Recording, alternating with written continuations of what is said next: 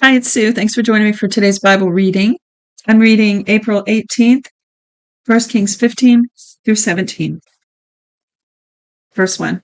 Now the 18th year of King Jeroboam, the son of Nebat, Abijam began to reign over Judah. He reigned 3 years in Jerusalem. His mother's name was Maacah, the daughter of Abishalom. He walked in all the sins of his father, which he had done before him, and his heart was not perfect with Yahweh his God, as the heart of David his father. Nevertheless, for David's sake, Yahweh his God gave him a lamp in Jerusalem to set up his son after him to establish Jerusalem, because David did that which was right in Yahweh's eyes and didn't turn aside from anything that he commanded him in all the days of his life, except only a matter of Uriah the Hittite. Now there was war between Rehoboam and Jeroboam all the days of his life. This is interesting because yesterday pointed out that the influence that a leader's actions can have on the people in the country. And it just sounds so obvious, but you have to stop and think about that principle. Even their private life strongly affected the course of the country. And so you have, it talked yesterday about Jeroboam's sins and how it corrupted the country, but also all throughout here you have woven how David's righteous influence and how he established righteous justice is still affecting the people generations later in a positive way, and God is preserving that line to bring the Messiah later on through David. So because of David, he's kept someone on the throne. Let's see, where did I leave off here? So it says, nevertheless, verse 4, for David's sake, Yahweh his God gave him a lamp in Jerusalem to set up his son after him and to establish Jerusalem, because David did that which was right in Yahweh's eyes and didn't turn aside from anything that he commanded him all the days of his life, except only the matter of Uriah the Hittite, which, if you know that story, was huge, horrible thing that he did in taking Uriah's wife and then having Uriah murdered. Now there was a war between Rehoboam, actually he was killed in war, but verse 6. Now there was a war between Rehoboam and Jeroboam all the days of his life. The rest of the acts of Abijam and all that he did, aren't they written in the book of the Chronicles of the Kings of Judah? There was war between Abijam and Jeroboam. Abijam slept with his fathers, and they buried him in David's city, and Asa, his son, reigned in his place. In the 20th year of Jeroboam, king of Israel, Asa began to reign over Judah. He reigned 41 years in Jerusalem. His mother name was Maacah, the daughter of Abishalom. Asa did that which was right in Yahweh's eyes, as David his father did. He put away the Sodomites out of the land and removed all the idols that his father had made. He also removed Maacah his mother from being queen, because she made an abominable image for the Asherah. Asa cut down her image and burned it in the brook Kidron. But the high places were not taken away. Nevertheless, the heart of Asa was perfect with Yahweh all his days. He brought up into Yahweh's house the things that his father had dedicated and the things that he himself had dedicated, silver, gold, and utensils. There was war between Asa and Baasha, king of Israel, all their days. Baasha, king of Israel, went up against Judah and built Ramah, that he might not allow any one to go out or come in to Asa, king of Judah. Then Asa took all the silver and the gold that was left in the treasures of Yahweh's house, and the treasures of the king's house, and treasures of and delivered it into the hand of his servants. Then King Asa sent them to Ben-Hadad, the son of Tabrimon, the son of Hezion, king of Syria, who lived at Damascus, saying, there is a treaty between me and you, between my father and your father. Behold, I have sent to you a present of silver and gold. Go, break your treaty with Baasha, king of Israel, that he may depart from me. Ben-Hadad listened to King Asa and sent the captains of his armies against the cities of Israel and struck Ijon and Dan and Abel-Beth-Maachah and all of Chinneroth with all the land of Naphtali. When Baasha heard of it, he stopped building Ramah and lived in Tirzah. Then King Asa made a proclamation to all Judah. No one was exempted. They carried away the stones of Ramah and its timber with which Baasha had built, and King Asa used it to build Geba of Benjamin and Mitzvah. Now the rest of the acts of Asa and all his might and all that he did and the cities which he built, aren't they written in the book of the Chronicles of the Kings of Judah? But in the time of his old age, when he was diseased in his feet, Asa slept with his fathers and was buried with his fathers in his father's David's city. And Jehoshaphat his son reigned in his place. Nadab the son of Jeroboam began to reign over Israel in the 2nd year of Asa king of Judah, and he reigned over Israel 2 years. Okay, so you're seeing here that you have the second year of Asa down in Judah, um, the son of Jeroboam began to reign up in Israel. That's what that just said. Um, He did that which was evil in Yahweh's sight, and walked in the way of his father, and in the sin with which he made Israel to sin. Baasha, the son of Ahijah of the house of Issachar, conspired against him, and Baasha struck him at Gibbethon, which belonged to the Philistines, for Nadab and all Israel were besieging Gibbethon. Even in the third year of Asa king of Judah, Baasha killed him and reigned in his place. As soon as he was king, he struck all the house of Jeroboam. He didn't leave to Jeroboam any who breathed until he had destroyed him, according to the saying of Yahweh, which he spoke by his servant Ahijah the Shilonite, for the sins of Jeroboam which he sinned and with which he made Israel to sin, because of his provocation with which he provoked Yahweh the God of Israel to anger. Now the rest of the acts of Nadab and all that he did, aren't they written in the book of the Chronicles of the kings of Israel? There was war between Asa and Baasha king of Israel all their days. In the third year of Asa king of Judah, Baasha the son of Ahijah began to reign over all Israel in Tirzah for 24 years. He did that which was evil in Yahweh's sight, and walked in the way of Jeroboam, and in his sin with which he made Israel to sin. Chapter 16. Yahweh's word came to Jehu the son of Hanani, or Hanani, I guess, against Baasha, saying, Because I exalted you out of the dust and made you prince over my people Israel, and you have walked in the way of Jeroboam, and have made my people Israel to sin, to provoke me to anger with their sins, behold, I will utterly sweep away Baasha and his house, and I will make your house like the house of Jeroboam the son of Nebat. The dogs will eat Baasha's descendants who die in the city, and he who dies in the field the birds of the air will eat. The birds of the sky.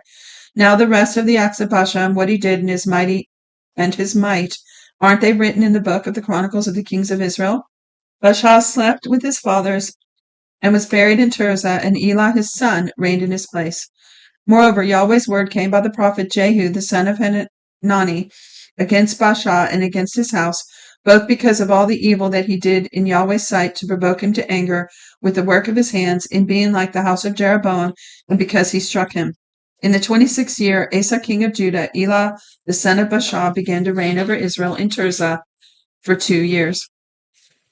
Okay, I caught that little part where it called Jehu a prophet. I have known of Jehu, of course, after all these years of reading, but I didn't realize he was a prophet. Okay, so it said, Elah the son of Baasha began to reign over Israel in Tirzah for 2 years. His servant Zimri, captain of half of his chariots, conspired against him.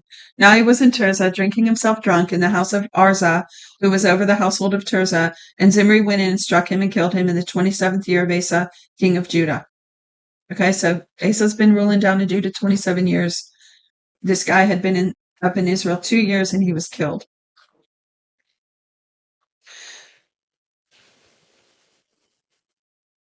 And then it says, when he began to reign, as soon as he sat on his throne, he attacked all the house of Baasha. He didn't leave him a single one who urinates on a wall among his relatives or his friends. Thus Zimri destroyed all the house of Baasha according to Yahweh's word, which he spoke against Baasha by Jehu the prophet. For all the sins of Baasha and the sins of Elah his son, which they sinned, with which they made Israel to sin, to provoke Yahweh the God of Israel to anger with their vanities. Now the rest of the acts of Elah and all that he did, aren't they written in the book of the Chronicles of the kings of Israel? So again, it referred to prophet Jehu, and I think that just as you read, and especially when I used to just read to myself, I probably skimmed over a lot, didn't take note. Like in recent years, I like to see who all the prophets were in the Bible because there are a lot of them, and so I'm more attuned to that word when it refers to someone as a prophet. So prior to that, I just sort of knew of some of the things that Jehu had done, like the story we're coming into with Jezebel when we get to that part, but I never thought of him as a prophet. So it says, in the 27th year of Asa king of Judah, Zimri reigned 7 days in Tirzah. Now the people were encamped against Gibbethon, which belonged to the Philistines. The people who were encamped heard that Zimri had conspired and also killed the king. Therefore all Israel made Omri, the captain of the army, king over Israel that day in the camp. Omri went up from Gibbethon and all Israel with him, and they besieged Tirzah. When Zimri saw that the city was taken, he went into the fortified part of the king's house and burned the king's house over him with fire and died. For the sins which he sinned in doing that which was evil in Yahweh's sight, in walking in the way of Jeroboam, and in his sin which he did to make Israel sin. Now the rest of the acts of Zimri and his treason that he committed, aren't they written in the book of the Chronicles of the kings of Israel? Then the people of Israel were divided into two parts. Half the people followed Tibni, the son of Ginath, to make him king, and half followed Omri. But the people who followed Omri prevailed against the people who followed Tibni, the son of Ginath. So Tibni died and Omri reigned. In the 31st year of Asa, king of Judah, so he's still down there ruling, and wow, how cold-hearted they were for so many centuries. Kill the king, kill everyone related to him, everyone that agrees with him. Just so cold. But anyway, meanwhile, it says, in the 31st year of Asa, king of Judah, Omri began to reign over Israel for 12 years. He reigned 6 years in Tirzah. He bought the hill Samaria of Shemer for 2 talents of silver and built on the hill and called the name of the city which he built Samaria after the name of Shemer, the owner of the hill. Omri did that which was evil in Yahweh's sight and dealt wickedly above all who were before him. For he walked in all the way of Jeroboam the son of Nebat and his sins with which he made Israel to sin, to provoke Yahweh, the God of Israel. Oh, I love how it keeps reiterating that Jeroboam made Israel to sin. Like that's very important to God. It's not forgetting it. Kind of like when somebody did something wrong to you and you keep reminding them. Now, the rest of the acts of Omri which he did and his might that he showed, aren't they written in the book of the Chronicles of the kings of Israel? So Omri slept with his fathers and was buried in Samaria, and Ahab his son reigned in his place. In the 38th year of Asa king of Judah, Ahab the son of Omri began to reign over Israel. Ahab the son of Omri reigned over Israel in Samaria 22 years. Ahab the son of Omri did that which was evil in Yahweh's sight above all that was before him, as it had been as if it had been a light thing for him to walk in the sins of Jeroboam, the son of Nebat. He took as wife Jezebel, the daughter of Ethbaal, king of the Sidonians, and went and served Baal and worshipped him. He raised up an altar for Baal in the house of Baal, which he had built in Samaria. Ahab made the Asherah, and Ahab did more yet to provoke Yahweh, the God of Israel, to anger than all the kings of Israel who were before him. In his days, Hiel, the Bethelite, built Jericho. He laid its foundations with the loss of Abiram, his firstborn, and set up its gates with the loss of his youngest Segub, according to Yahweh's words which he spoke to Joshua, son of Nun. Yeah, that was a prophecy that came a long time ago through Joshua. And there it is, because like we said the other day, not one of God's precious promises ever fail. Not one ever fails. Chapter 17, last chapter, and it's short one column approximately. Elijah the Tishbite, who was one of the settlers of Gilead, said to Ahab, as Yahweh, the God of Israel, lives, before whom I stand, there shall not be dew nor rain these years, but according to my word. Then Yahweh's word came to him, saying, Go away from here, turn eastward, and hide yourself by the brook Cherith, that is before the Jordan. You shall drink from the brook. I have commanded the ravens to feed you there.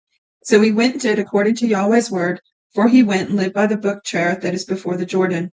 The ravens brought him bread and meat in the morning and bread and meat in the evening, and he drank from the brook. After a while, the brook dried up because there was no rain in the land. Yahweh's word came to him, saying, Arise, go to Zarephath, which belongs to Sidon, and stay there. Behold, I have commanded a widow there to sustain you. So he arose and went to Zarephath, and when he came to the gate of the city, behold, a widow was there gathering sticks. He called to her and said, Please get me a little water in a jar that I may drink. As she was going to get it, he called to her and said, Please bring me a morsel of bread in your hand. She said, As Yahweh your God lives, I don't have a cake, but a handful of meal in a jar and a little oil in a jar. Behold, I am gathering 2 sticks, that I may go and bake it for me and my son, that we may eat it and die. Elijah said to her, Don't be afraid. Go and do as you have said, but make me a little cake from it first, and bring it out to me, and afterward make some for you and your son. For Yahweh the God of Israel says, The jar of meal will not run out, and the jar of oil will not fail, until the day that Yahweh sends rain on the earth. Praise God. I love this story. She went and did according to the saying of Elijah, and she and he and her house ate for many days. The jar of meal didn't run out, and the jar of oil did not fail, according to Yahweh's word, which he spoke by Elijah. Again, because not one of God's precious promises will ever fail, right? Not one ever. That's amazing. Amazing story. Backing up, verse 16, the jar of meal didn't run out, the jar of oil did not fail, according to Yahweh's word, which he spoke by Elijah. After these things, the son of the woman, the mistress of the house, became sick, and his sickness was so severe there was no breath left in him. She said to Elijah, what have I to do with you, the man of God? You have come to me to bring my sin to memory and to kill my son. He said to her, give me your son. He took him out of her bosom and carried him up into the room where he stayed. Excuse me, and he laid him on his bed, on his own bed. He cried to Yahweh and said, Yahweh my God, have you also brought evil on the widow with whom I am staying by killing her son? He stretched himself on the child 3 times and cried to Yahweh and said, Yahweh my God, please let this child's soul come into him again. Yahweh listened to the voice of Elijah, and the soul of the child came into him again, and he revived. Elijah took the child and brought him down out of the room into the house and delivered him to his mother. And Elijah said, behold, your son lives. The woman said to Elijah, now I know that you are a man of God, and that Yahweh's word, excuse me, is in your mouth. Wait, let me read that last sentence again. Now I know that you are a man of God, and that Yahweh's word in your mouth is truth. That's an amazing story. I love that one. Feel free to comment your thoughts or any, article links that you might think are interested that are related. There are links in the description and also an email if you'd like to get your free 1-year Bible. And I'll see you tomorrow. God bless you.